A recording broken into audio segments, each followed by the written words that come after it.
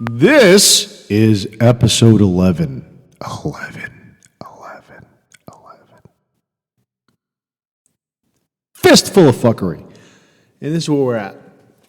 Okay, so lots of shit's happened since the last episode.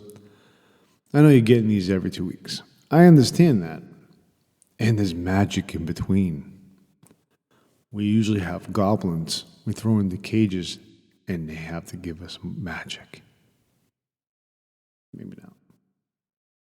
That was fiction right there.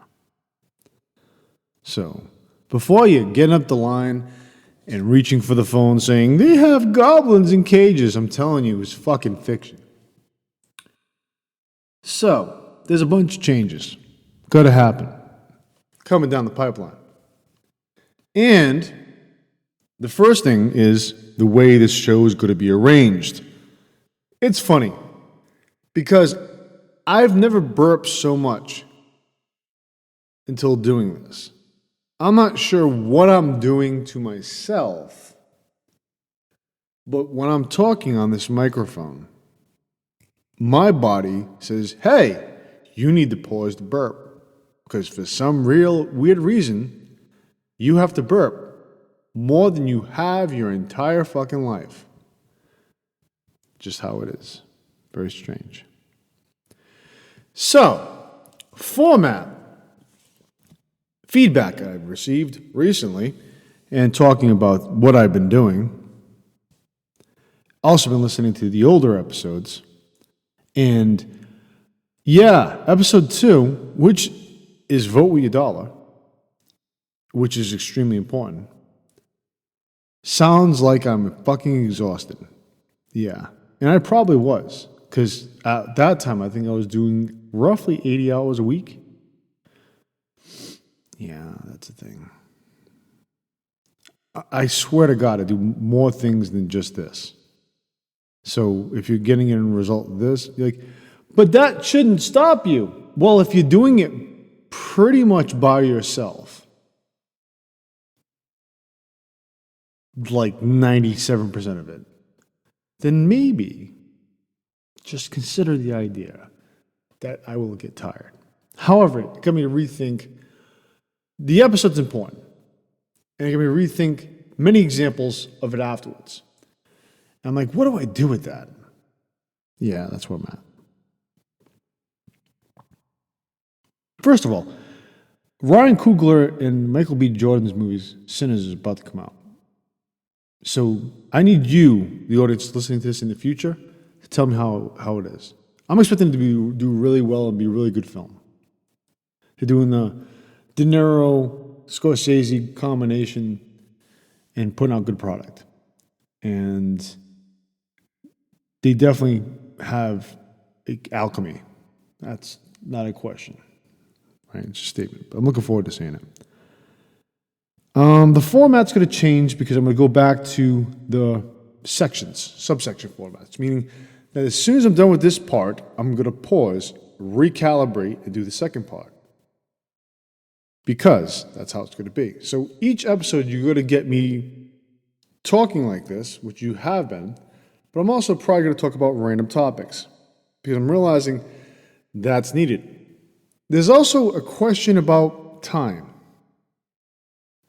Some of you want me to go the length it needs to be. Some want me to tighten it up. I'm also explaining that 20% of this is kind of carded as notes, and most of it's improvised. Clearly, you can tell by the style. It's not as regimented as season 1. So, the question is, what do I do? I got to create a combination. This is all on a learning curve, right? So, I decided I'm going to do blocks again. This is what they call Block A. This is just general conversations, updating you on shit, talking about the state of the world, random stuff. Also to update you on another podcast. So I want the film podcast to be at least 40 to 50% written. because I have that much love for film. It would be like if I did a music one. The problem with me doing the music one is I will be deep diving and going further and further and further down rabbit holes. And I don't have time for that. So, whereas films, I can revise, check out, examine, cross-reference, give you cinema tapestry, fingerprints, all that shit. That I do naturally, because some of these films I've seen casually a lot. Whereas rock history is interesting. And I think there should be a whole fucking 3 or 4 part course teaching it. Not only from the musical level, but also with the idea that what shifted, what changed, how it reflected society. More of an American studies thing than as a music thing, or a combination of two, like a jazz survey. That's just my thing. So the format now will be in blocks. So this is the introduction. This is me saying, hi, how are you? How's things been going? Even though I'm in the future, but I'm in the past. Very strange. Recording's a funny thing. Remember, the void. That's what I have to combine all my strengths to fight. Because this format is really fucking unnatural. I also realize that having me sit down doing this doesn't get the same energy level as me standing up. So that's going to be changed probably with season 3, which you'll be like, season 3? I thought you had 1,000. Season 2 will end episode 13. And this is another thing that's been discussed. Because I keep generating topics. And I said, well, initially I was going for 3 seasons. And I have a strong 3-season structure. Season 1 being the shorter version that I begrudgingly went through. Season 2 is learning curve. Season 3 hopefully would fire a little better. Again, I'm not expecting any extra production, any extra help at all. Again, most of this, 95, 97% me, generating this stuff, throwing it out there, getting feedback. So those 2 things get changed. See, episode 13, my goal is to present to you almost like a topic, and then this there'll be an A, B, C, D block in it. So the D block will be obviously salutations and what to check out. And the C block will be the summary of everything for the season. The take-homes, right? Rather than all my ramblings and madness and whatever you get, that's what it is, right? So that's the form, that's the change. Season 3 will probably be out sometime in late fall. Originally, season 2, this season, was supposed to be out, I think in October, but it kept being pushed because work, life situations. So I didn't get it released until beginning of this year. So my goal is to go back to at least the initial decision to have it sometime in the mid-fall. And depending on how that goes, will determine whether it be season 4 and 5. And that's how it's going to be. The other 2 podcasts are group podcasts. That's still in discussion. People are very interested in that. And again, hold on a second. Had to burp. So we're in a situation where I think people in that situation, I'm not necessarily the main contributor. I'm the facilitator. So topics, questions, and everything generated by me will be presented to a group of random people, right? I'll throw up the topics. Whoever's interested in jumping in the group and spending 4 hours recording the material, then so be it. That is going to be a larger format. That's probably going to be more production savvy than this setup. I want to do that, badly, because I think that will work really, really well. Not saying that this doesn't. I've gotten positive feedback from this. But again, the question is, how long is too long? I've seen some of these podcasts that go a long fucking time, right? I've seen some of these that don't. I base it on the topic and what I have to say about the topic at the time. I regimented season 1 because I didn't really want to do season 1. Right? That was a lost bet. So I did season 1 begrudgingly, and I tried to keep it tight. My goal is to try to do that, but also make sure it's clear what I'm saying. Right? Sometimes I'll have great examples, sometimes I don't. Like, one of the most recent examples I've said, probably cited already, M. Night Shyamalan's The Village, the concept, architecture of The Village, is the best example I could think of in pop culture to explain propaganda, the effect of propaganda. Right? But that took a lot of back and forth with other people prior to getting onto this to explain this to you. Right? Because I'm told philosophically, in the idea of like thought and interactions, having pop culture examples are probably the best thing you can do to convey ideas.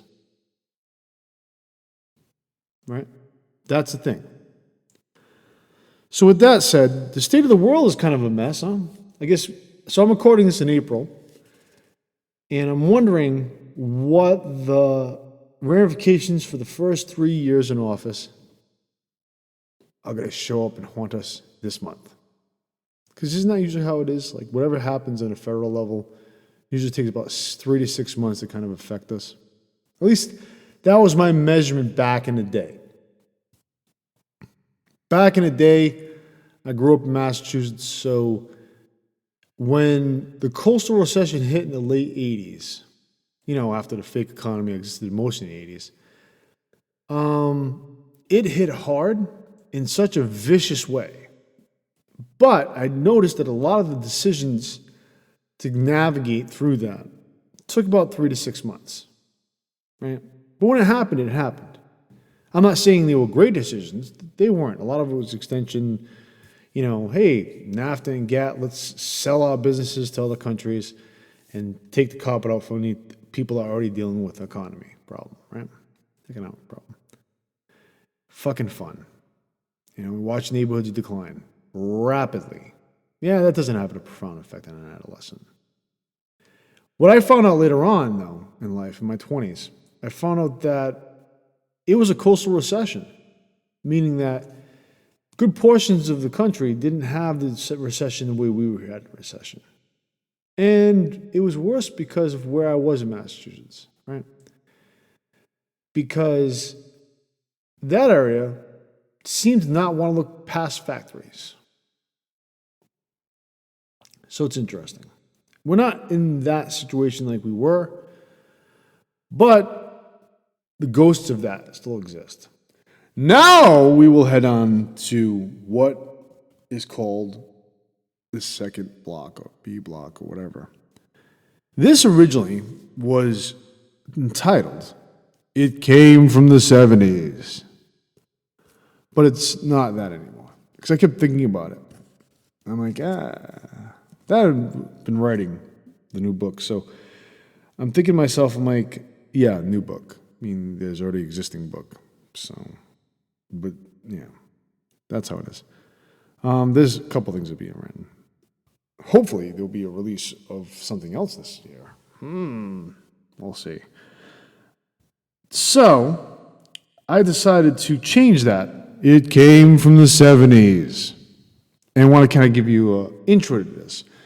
So, I realize, like, when you listen to the radio, which is highly controlled right now, I don't care if you're paying for it or not, you muppet. It is really controlled. Radio is regulated at such a profound level now than it ever has been. To the point where rock and roll underground, or underground radio needs to exist at a high, more organized level. I know, but we have the interwebs. I understand that exists, right? I do Free Radio America, which is on Facebook, and I've been doing that for quite some time. I shuttered it. I know this year, I think I'm gonna. There's a lot of discussions about top 1,000 best songs I've been having with people. And that the problem with top lists is they're always going to evolve. Shit doesn't stop getting released. It just doesn't. But like having precedents, music comic book precedents, film precedents, like all that does create an argument, right? So that might exist sometime this year. If that's going to happen, it's probably going to happen in early fall. Not 100% sure. Usually I try to aim for the summertime because of Woodstock Nation anniversary. That's how I always did my rock and roll history thing during the summertime when I was actively doing it all the time. I just finished up volume 2. I gave you the list last episode, so. Any which way, this is 5 LPs that you should look at. And the reason why I'm presenting this list is simply this. Music exists. And I think stuff like the rebooted like Star Search or whatever, like shit that was on normally Saturdays that nobody really paid attention to, that got rebooted and reworked, and there's celebrities on it, like American Idol and all that, those fucking The Voice, all those, that's death, in my opinion. That is death, right there. If your goal is to sound like those people, then I don't want to listen to you. I'm not saying all of them suck. I'm just saying the format and the way they package and present things are just not interesting to me at fucking all. You know, I know if you like pop music, it is really probably, I'm like the worst person to listen to. Right? Popular, well, that's what that means. There is a contrasting difference between something being popular and something being orchestrated to be popular. There's manufacturing of popular versus actually popular. Yeah, that's a thing. So you can have an argument on all you fucking want, but there is a big difference. You know, why System of a Down was really big in the 90s is because precedents, underground precedents, and diligent, work ethic. They went fucking at it. And that album paid dividends by the second album. Right? Why Beck is so fucking popular in the 90s, right? Which is an episode coming down the pipeline, is because of the work put in and the build-up and the end result. Now, post that is a different story because he entered a different, part of the zeitgeist. Now, for me, when mainstream just kind of gives you shit, and it's the same sounding shit over and over and over again. Inauthentic ballads of fucking nonsense, right? I have a tendency to go back to older stuff. Sometimes, let's say it's not even inauthentic. It's just a style of sound. Like, there's this crooner phase of punk rock when punk rock, I guess you're still calling it that, existed. And it started in the late 90s when MTV was like rotating this shit, or the fucking radio said, well, we can finally play this, but yet they don't play the really good stuff. They give you this weird, polishy, cute kid next door fucking mall punk, right? That's what it basically is. Not pop punk, right? There's a difference. There's similarities, and it's probably a crossover of like 50% similarity, then contrasting difference, right? That drove me fucking insane. So I find myself going through older punk rock albums, right? Or just music. Because you're like, well, you just pigeonholed yourself. You only listen to punk rock. Now listen to rap, funk, punk, electric, all this shit. Ska, dub, all that stuff. Again, Free Radio America. So Prior to that, I used to do a show back in the day on the radio called Mixed Nuts, and that was me doing that. Scott Olowski was part of that. He used to do Blitzkrieg. It was on SMU in Massachusetts. Thing we did it for quite some time. I also did Wasteland, and just a couple of other shows. I covered a lot of people's stuff, so because I was well versed, kinda, somewhat. I want to say we did Midnight Train to Scottsville once. I think I had to do that once. I got more educated, listened to that show, Curry LaFleur, back in the day. That was a great show. So I also did commercial DJ'd at one point in time. So it's not like I don't know what the fuck I'm talking about. I kind of have an understanding of this shit. So originally it was called Formally, it came from the 70s. And when you get stuck in life right now, and you're in a situation where everything just seems redundant and fucking boring and not with it. And during these times, art is fucking important, right? Because the world is fucking dark right now and potentially getting darker as time goes on. And in order to get out of that fucking frame of existence, to think outside of the box, in order to not let the fucking naysayers and evil people get and invade your fucking life, right? Because there's different degrees of evil, isn't there? I told you this already. It's all gray, but it's different degrees of gray to black, right? Potentially, we're looking into fading into black. So to relieve that, to get you out of your fucking head, I have 5 albums.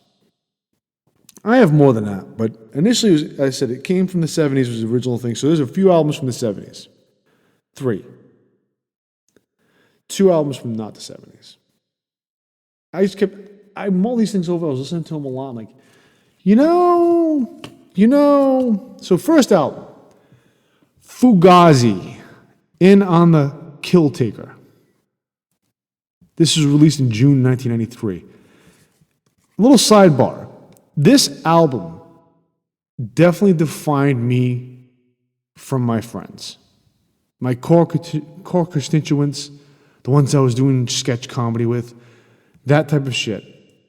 This defined me. I remember listening to this album and going, this is fucking fire, right? The only album I can get at the time, because Access, very funny fucking world. However, shout out to Newberry Comics. And this is why I constantly plug them. I'm not getting paid. I'm not working for the man, right? But that store exists. It's a franchise from New England. Go to the store, right? Plain and simple. The guy told me when I was there visiting to go see NoFX, yeah, not many people can buy. I'm like, but you have an amazing collection of fucking albums. Like, how the fuck is this possible, right? Even classics, but not deemed to be classics because radio. Suckers never play this, right? So the way I looked at this is I realized that, how do I like this and you don't? This just kicked the first half of Nirvana's Nevermind in the fucking ass. And just elbowed him to the face. The second half, you can argue, because the second half of Nevermind is fucking fire. But the first, up till, Polly, In on the Killer Taker is a fucking aggressive album. And Fugazi itself has a legacy that is definitely appreciated by someone who by me. Like, it's not necessarily anti-capitalism, it's just we're not part of that fucking game in that aspect.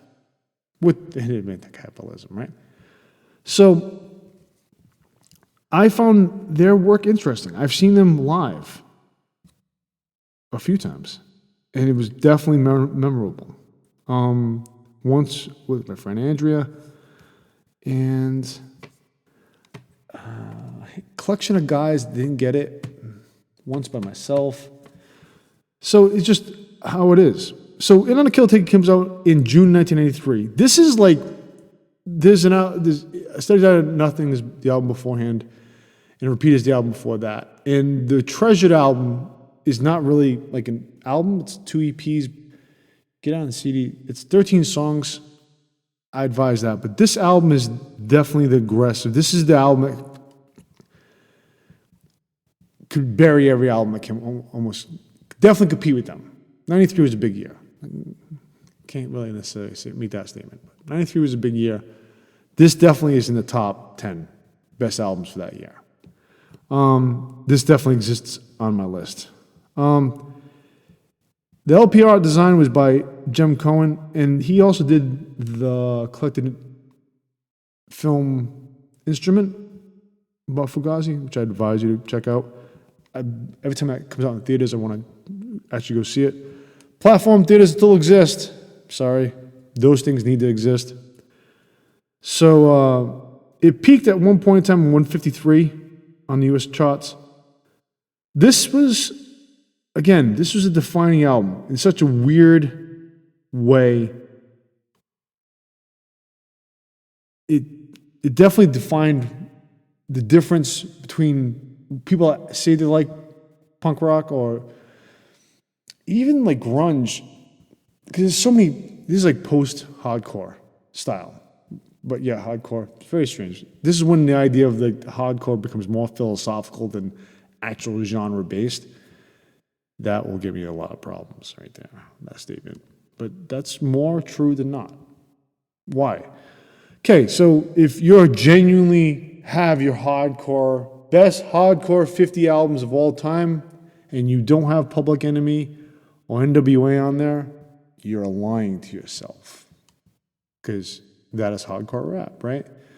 Again, more philosophical, not as much music related. Very strange. So, songs to collect from this is Smallpox Champion. The whole album. When I'm recommending these albums are needle drops from beginning to end. Put it on your record player. What record player? Yeah. So the difference between CDs and records is the chances you want to skip a track on a record player is less than. I like both formats. Cassettes, fuck you. I hate cassettes. I liked 8 tracks. Didn't like cassettes. Cassettes sucked. But they were they fucking sucked. When things just decide to, magnetize, fall out of rotation, crinkle up, it's just a fucking nightmare. The only thing cassettes were good for was not to buy, but to record onto mixtapes. Okay? Because they became an art to themselves. Now, the mixtapes were dope because you can multi-layer mixtapes on a 4-track. You can do that now with CDs if you really wanted to. Like, wait, CDs? I don't have a burn. Because the man told you not to have one. Roger. That's funny. But, yeah, people that tell me they don't have DVD players. Because the man told you not to have one. Annie. Like, that's just, at some point in time, you gave up. So if you don't have a CD player, DVD player, shit, VHS, whatever the fuck. I don't like VHS but as much. I like DVDs. I prefer that. If you don't have a tangible structure and you're streaming everything, because the man told you not to, then now you're giving more money to them. And all your time, space, and mindset to them. Sucker. Anyway, so you have the album, you have the vinyl, you drop the needle. These are records that you can listen to from beginning to end. And you're like, but there's not much filler in there. A lot of it is just getting used to the transition of songs. That's how albums work.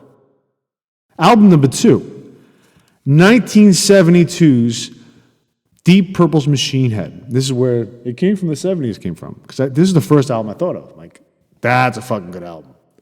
Now, this is funny because I have kids that play instruments. And I'm like, you need to have this album. But that comes out of my mouth. Because they're not understanding why they need to have this album.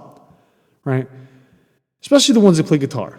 I don't understand that. Like, you play guitar. Like, that, but I don't understand, like, wouldn't you want to know the palettes and what you can pull from? The styles and different records, inspirations. That's how this whole thing works. I'm confused. So March 72, Machine Head's released. It charts up to 34, right? Smallpox Champions. I pause. I apologize for this. I didn't finish that. Smallpox Champions render Cassavetes. And an interesting contrast is Homie Monte does a. So John Cassavetes is a filmmaker, independent filmmaker from back in the day. He was an actor, became a filmmaker, started doing this whole thing in New York City with these classes, made these films, and what he did is help re-establish and restructure indie films. He was one of the contributors. Any which way, Cassavetes is a song. Hame Monte, I think that's the guy's name or the person's name. They did a composite of Cassavetes films to the video, which I thought was really clever. You can catch that on YouTube. I just thought it was kind of dope to have a Cassavetes-inspired hodgepodge as a video to the song. Not normal for that, and that's creative. Anyway, so Deep Purple, get back to that. So here's a question. So Deep Purple and Led Zeppelin create the concept of hard rock, right? I'm going to revisit this whole hard rock concept because soft rock, which is loosely based off of the, not necessarily bad artists, but just, it's like they didn't know what other category to put that music under, so they created the concept of soft rock. Zeppelin, Deep Purple kind of restructured rock and roll as a core thing, had it more of an edge. So you can marry that idea easily to Van Halen and whatnot later on, right? But there is another style of rock and roll that becomes kind of a baseline post-60s. I'll get that into that in a few minutes.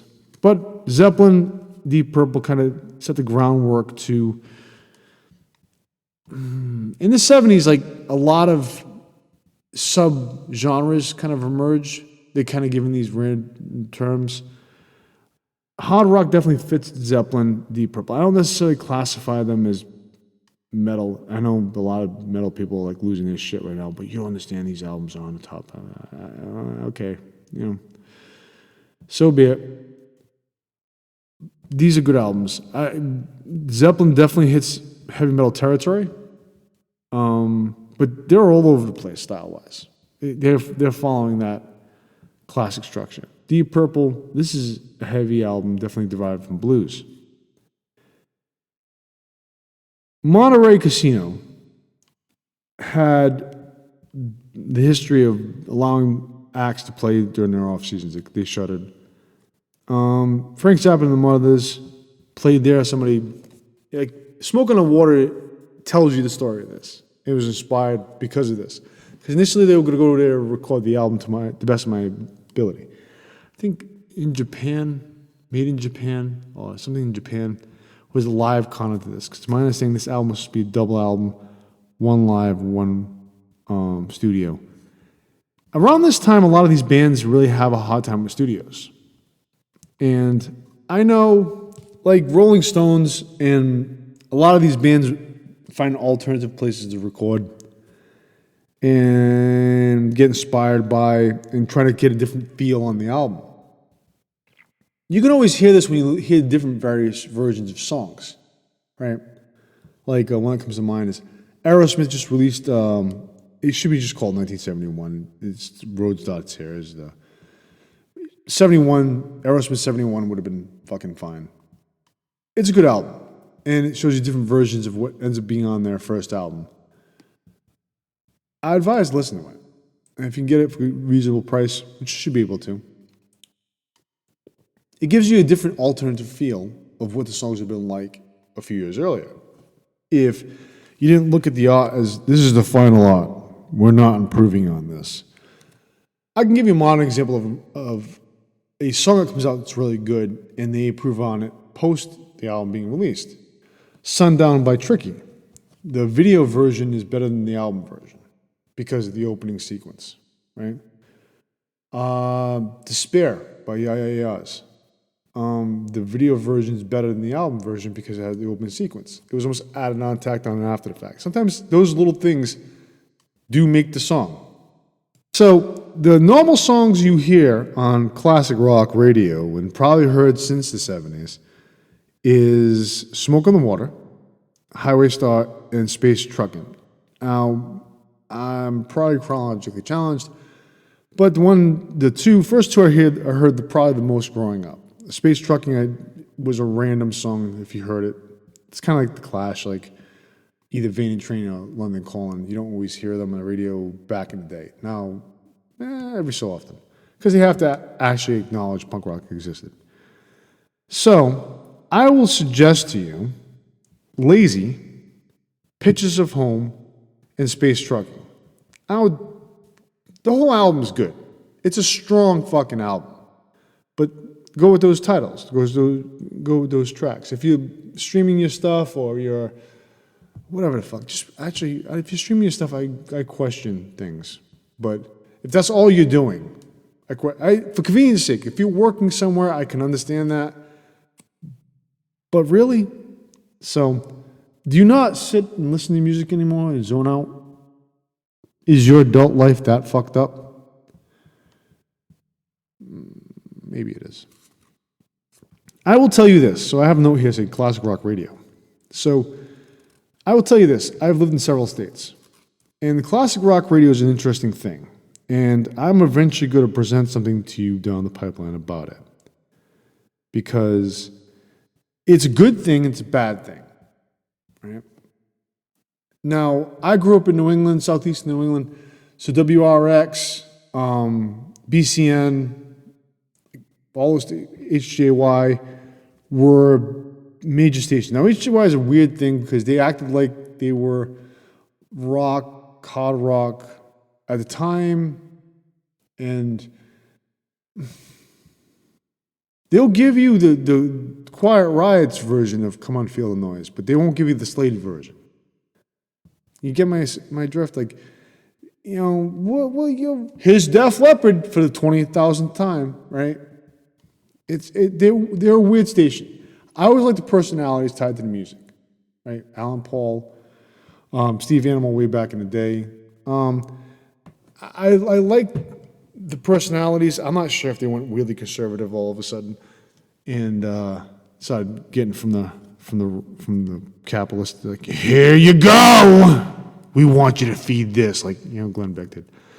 But I do know that the formats in each state is different. Like you can sketch the area taste based on what's being played in the radio for that time.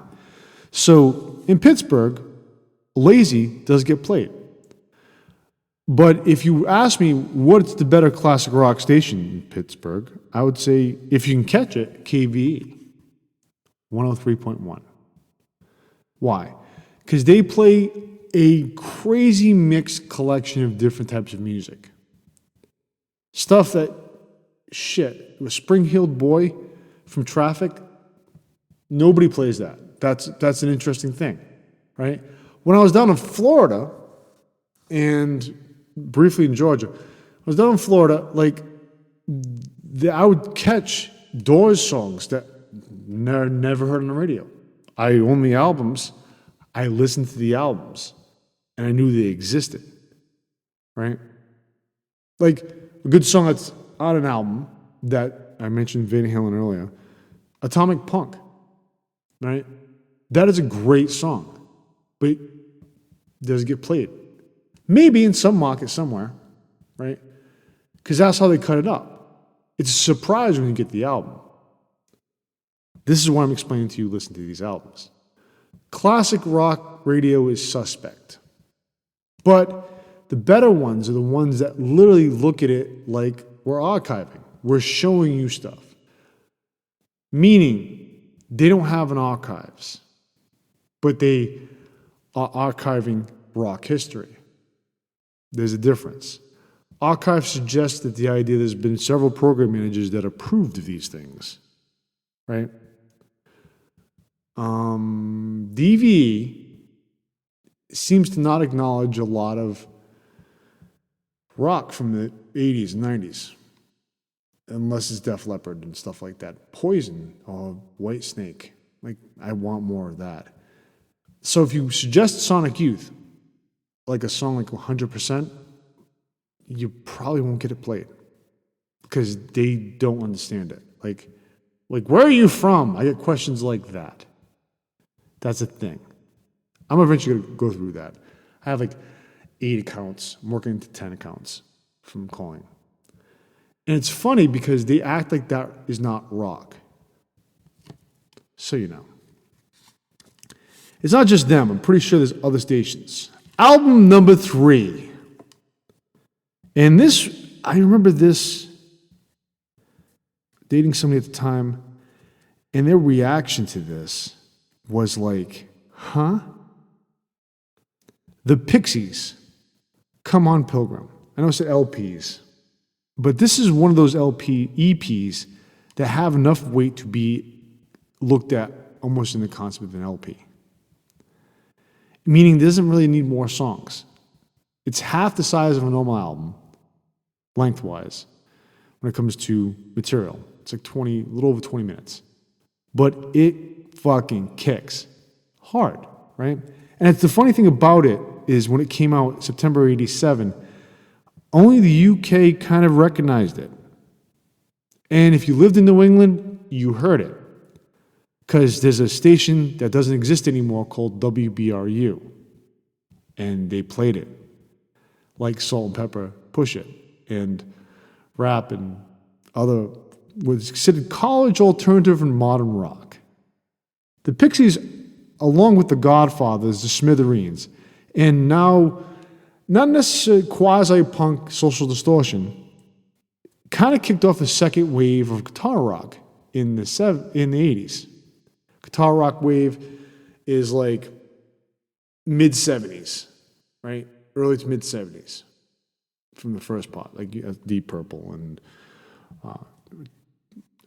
who did China Grove? I can't remember who that. Like that's known guitar rock, riffs, based guitar rock. In the 80s, the same thing happened, except for some fucking weird reason, it was not acknowledged by the largest scale of things. You're like, explain this shit. So at the time, and I existed, so I know this was a thing, my father geeked the fuck out of this stuff. And some guys that listened to older music listened to this stuff. They were like, this is really good. And it baffled them how this was not getting heavy play.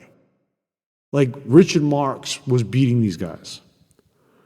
Right? How does this exactly work? Right? And they weren't getting really necessarily noticed. I think out of all 4 bands, Social Distortion's third album, I think it's third album, this self-titled, was the one that was grinded through. And he had a cover of Ring of Fire, the June Carter, Johnny Cash cover. And what it is that got some level of notoriety. The Godfather said birth, school, work, death, and This Damn Nation, and like they were really good. So this existed around this time. So I would say the second wave guitar rock is like 87 to 89. Sonic Youth, all that stuff. 100% Sonic Youth. There's a good song that ties into that. So this album, The Pixies, Come On Pilgrim, was released in 87, September 87. It's an EP. You can get it for roughly about $20 on vinyl. I'm not sure if there's a CD EP for this. Usually they couple them up together. I remember seeing the EP of Surfer Rosa and this put together at one point in time as a CD. Not sure of how that works. But the 3 songs I'll tell you right off the bat, the whole album, again, strong album. Vamonos, Isla de Enchanta, Levitate Me. Again, check it out. Pull yourself away from the current situation and check these out separately. Number 4. Richard Hell's ties to this band. And I'm kind of like, I don't mind Richard Hell. I listen to the other stuff. Voidoids. I really like the fact this band exists. And even though it's tied to him, it's a separate beast altogether. So when a lot of people listen to the Eagles, quasi country band that became a rock band, right? Isn't that? Yeah, they like the Eagles. February 1977, Television released Marquee Moon, and one of the Rolling Stone greatest albums when Rolling Stone mattered as a magazine. This is a strange thing. I have a comment off the side that says punk and art, right? That's a thing. Marquee Moon, Friction, and Torn Curtain are the 3 tracks. The whole album's good. If you get the reissue, which I think was only on CD so far, Little Johnny Jewel, Part 1 and 2, is added to the collection. There's a few things that's the gem. It's funny because that song I remember really young. So I know somebody at some point in time was listening to it. It allowed me access to the rest of the album. So it being included on the album, despite the fact it wasn't on the original 77 release, I think is kind of important. But Television is... I'm not sure if anybody's watched A Complete Unknown yet, the Bob Dylan biopic with Timothy Chalamet, James Mangold. It's high on my list from last year's releases. It's on streaming. I think Disney Plus has it right now. Get a physical copy. Don't fuck around. It's worth watching because there's a lot going on in that film. But it also creates the argument that the CBGB movie or the history, all this history, like, okay, so you're like, do I watch the worked material formatted in a film version of this in order for me to digest this rather than reading up on it? I'll say in this case, yes. Sometimes films or people like me or people in general, giving you quick insight into something does help. Visuals, structure. That's why sometimes the romantic product biopics are kind of taken with a grain of salt because the goal is to present and give you at least a magnitude and understanding some drama narratives. I'm not saying it's right, but the closer to the truth, the better it is. So, Television is that band that, like the Patti Smith group, CBGB's became the workshop. New York had a profound history of having like a bohemian artist transient structure where people just went to work on their crafts, right? And it's like quick print, write, go there, showcase, feedback. We need more of that in our culture in general. Like more of it. Like fuck discotheques. Like you just called clubbing. Yeah. Seriously. Like that's really hard, high drinking, very noisy, not really talking to anybody. It's just a visual thing, slabs of meat. That's all the goal is. And these places, these clubs, these small houses, these small coffee shops, street things, just having alternative venues just for people to listen to take in different things is extremely important. So I found the argument with punk rock that exists in the 80s to be interesting because it was anti-social. It's counterculture. It's not exactly the same. It may appear antisocial because it's rejecting what the culture is offering at the time. Does that make sense? Right? I also thought it was weird that they acted like it wasn't art. It wasn't performance art. It's like the idea of like when these recording artists recording character, like Alice Cooper or Dead Kennedys, many examples of Dead Kennedys songs, or rap songs, which I think is fucking hilarious. Because what happens is they take the idea of the character you're recording or the point of view you're presenting as to be you. Not necessarily. You're filtering out. You're executing the movement and presenting it accordingly. Right? So when they act like there's no redeemable art in punk rock, I think it's fucking strange. This band is that band. You're going to realize the similarity between this and the Patti Smith group, which is brilliant, right? You're going to realize that whole vibe with the CBGB back in the 70s, it just cultivated a lot of interesting shit. The Ramones were cut the bullshit, play fast, play lean, play gritty, going back to rock, the roots of rock and roll in a quicker fashion. Tip in the hat. That's one aspect of punk rock, right? So I found it really interesting. And actually, it's funny because there's a movie called 20th Century Woman, which is brilliant. And they were like the artsy stuff versus the street stuff. Like, the street stuff only doubled down. Hardcore only existed because labels were trying to figure out how to control the music because the amount of control they had over everything. And the music was like, nah, we don't want to be in that box. This is a thing. We're trying to make you a commodity. I'm not trying to be that commodity. Going back to the first band, for God's sake. So Television's Marquee Moon, released in February 77, as an alternative to whatever you listened to in 77. And album number 5, so we're on this block.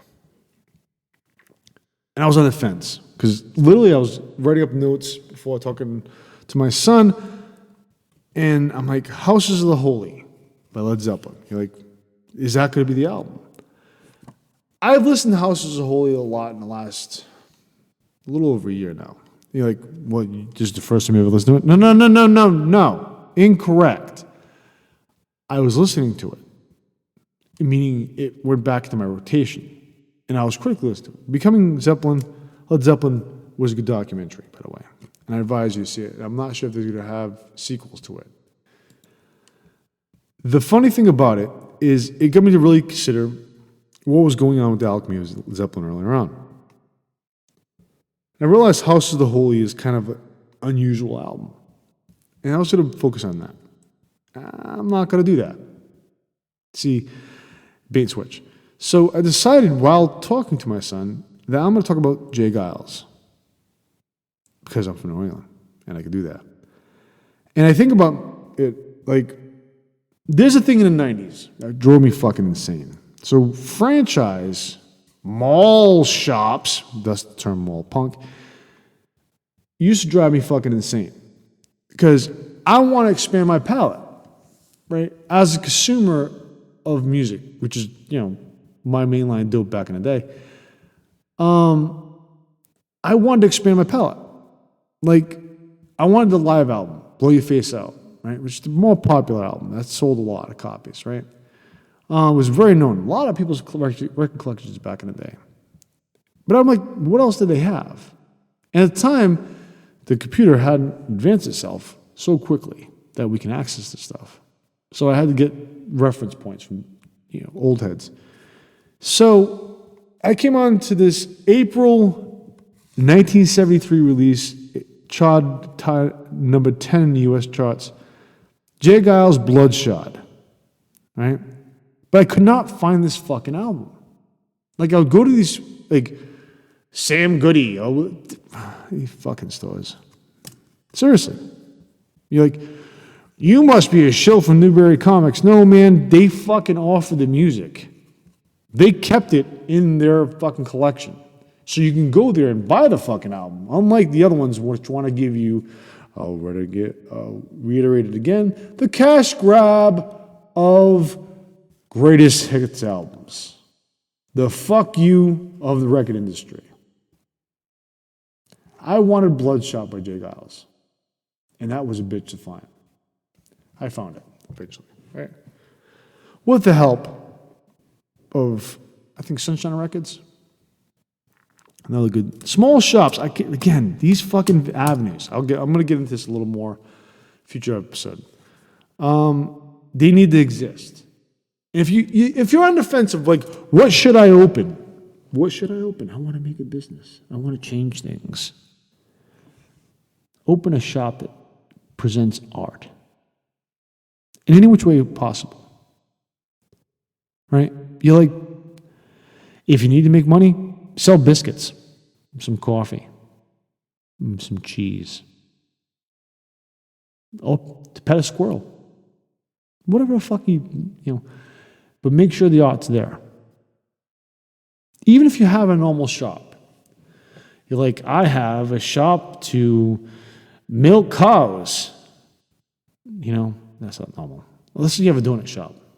Right? I have a donut shop. I'm going to sell my donut shop merchandise.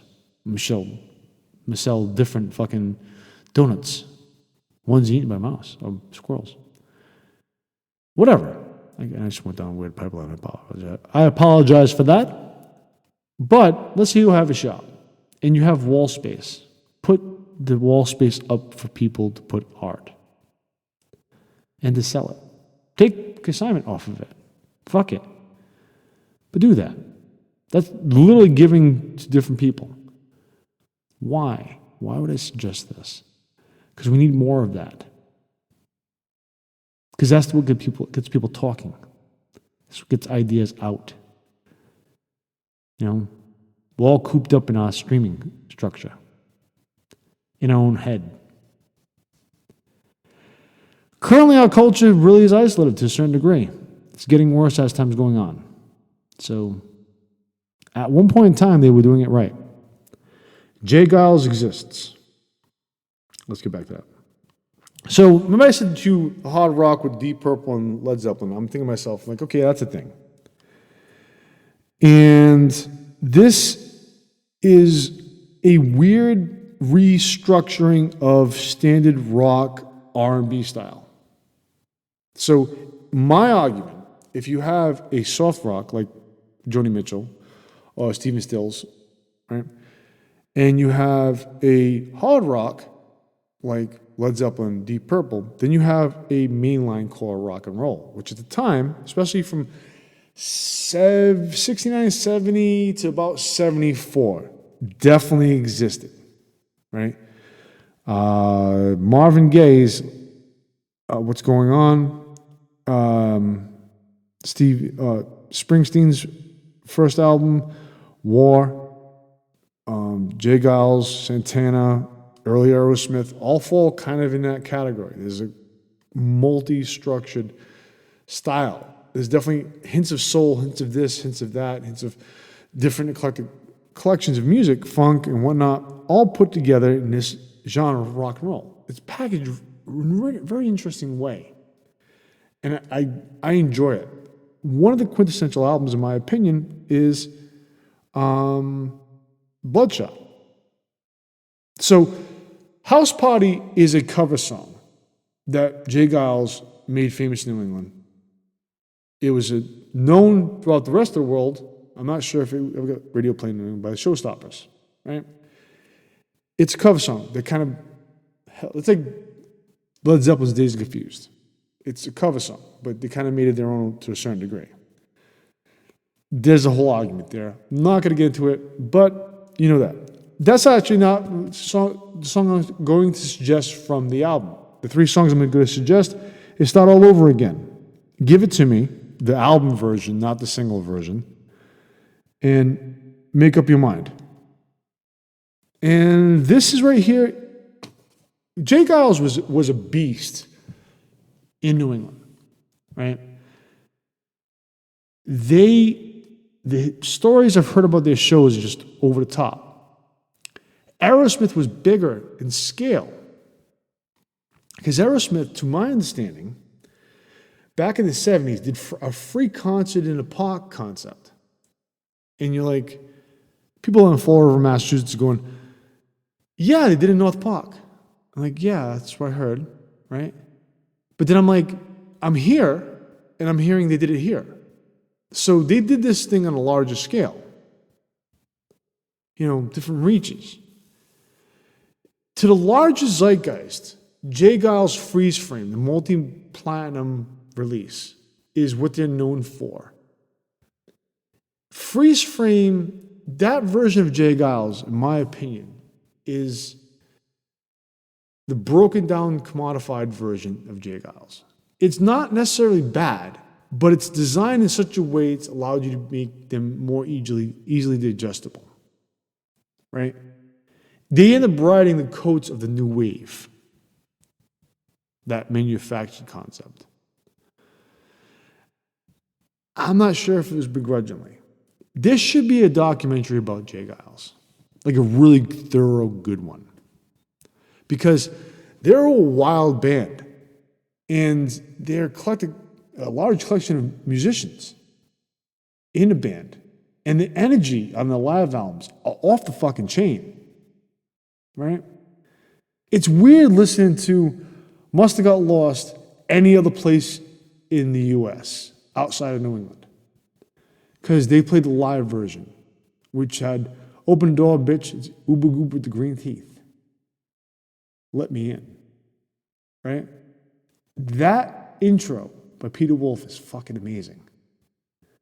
It's there. Right? But it doesn't get played. I've been to other places. It doesn't get played. And now there's because, a bunch of senses wanted to get on rap. I don't fucking understand this. So much back in the day for swearing that they literally kind of cut down rock and roll at the same time. But maybe they were happy with that. And that's why you get the version of Must Have Got Lost from the album. I understand that they couldn't even capture the energy on the album. Bloodshot is one of the albums that are actually genuinely good as a standalone studio album. I listened to the other albums. That one hits. I can understand why they had a problem with live shows. Again, going back to Deep Purple, they had a hard time. That's why initially the Machine Head was supposed to be a double album. Right? And eventually was released as a live touring album. But sometimes the energy from the bands you don't necessarily get because they're trying to recreate something. It's like Sly and the Family Stones were set in Woodstock. That shit was fucking crazy, right? But trying to capture that and put it onto an album, not all the time can you do that. It's difficult to get that and recreate that structure in the studio. It can be done. Actually, a good example of this, there's probably more, my ignorance, but one I definitely understand. Beastie Boys, Check Your Head and Ill Communication was a fallout effect of them overspending with Paul's Boutique. Paul's Boutique is now considered an amazing fucking album. But at the time, it was kind of like it flubbed. I knew to listen to it. Love that fucking album. Very complicated. A lot of shit going on in that album. Really good. Check Your Head and Ill Communication are a whole different beast. And anything released around that time. Because they own the studio. So they were just doing as they do. Right? Sometimes you capture that stuff relatively well by doing that. This is why those venues need to exist. Right? To a certain degree, again, my ignorance, and I'm even bringing back the first album, Fugazi is on hiatus because a lot of corporations started getting up the venues. That's to the best of my knowledge. But they're still on hiatus, meaning at the point in time they come out. This band was offered fuckloads of money and decided not to. Right? To win my argument with Fugazi, and this is coming around circle, is the people that didn't like them seemed to not want to move forward. They kind of got stuck in a specific way of thinking. That seems to be a thing. When there was a show called on FX, when FX was actually still relatively relevant, they used to have an apartment and these various different shows. Interesting way to fucking angle. They had a thing called sound effects. And when I'm watching with my friends, this was the way they did reviews of albums and engaged material. I genuinely appreciate it. Orlando Jones is on that. This is back in the day, right? So they were talking to a record label person, and they mentioned Fugazi. See, that band could fucking mop up left and right. Like, I'm paraphrasing. But they don't take the money. Again, think about what I'm saying. And if you're stuck in the situation you are right now, and you listen to the same redundant bullshit over and over and over again, the stuff I'm suggesting are just suggestions. And these are some of the albums I'm suggesting. This right here is now called the C Block. This is the end of the show. Alex, so you can stop playing. This is, so in other words, when you stop hearing me talk and have some salutations, I'm done. Okay? There's no outro. My son does the music at the beginning. So this is where I'm going to suggest stuff. And jumping on that setup, right? I really want you in these times to kind of think about things in our world. And maybe engage things that are not normal.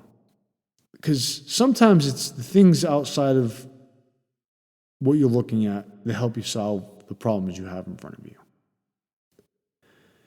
Sometimes it's just getting out of your fucking head. Because your brain can be a trap sometimes. Right? And the things I suggest to you are just suggestions. A few people at work will suggest their homework. I think that's hilarious. Because it kind of feels like I'm doing that, but I'm not. Because you can plus or minus it. Doesn't really matter to me. I got something out of it. That's why I'm suggesting it to you. I also taught for a while, right? And I'm thinking to myself, I can format this whole fucking show as a teaching lesson. I could. I don't want to do that. I kind of have fun the way I do it. So, the suggestions I have. There's a great book by Jay Mayer called Dark Money. It came out. I'm not sure how popular it got. And I might misspeak right now because I'm in the process of speaking. I may be off about this. That's a better way to put it. To my understanding, this book exists because when she did research on the Koch brothers, she started realizing she's being tailed, investigating and doing all this shit. That's to the best of my knowledge.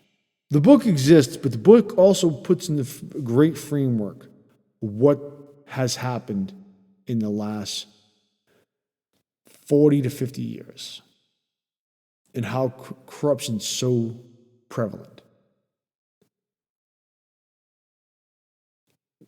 The idea of being able to earn your position in the world is a fable. It's a fable because what they did was corrupted.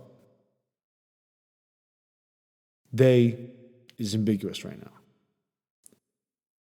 This book points out a lot of the things and how they hide it.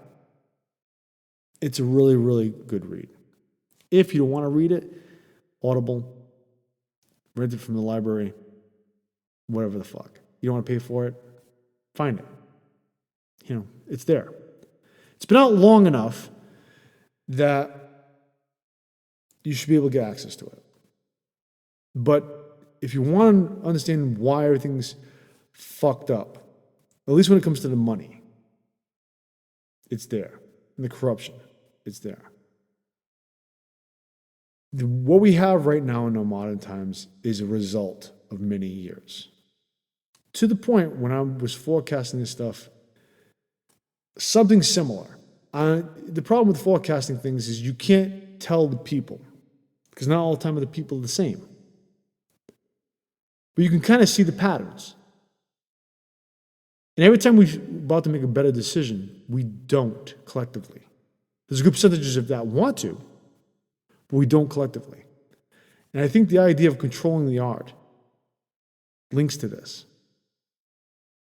So if you have a barbershop, if you have a hot dog stand, let the fucking musician play outside. Let the painters put up the painting. Let people discuss things. Sometimes it requires that. Even if they get into a fist fight, right? As long as you break it up. As long as it's shaking hands. Sometimes it's needed. The arts, these albums I presented today, are just ways to kind of understand things were done a different way. We had the potential to go in different directions. We just chose not to. But did we choose not to? That's the larger question. Is that good enough, Alex? Can I end now? It's my cousin, so I'm fucking with him.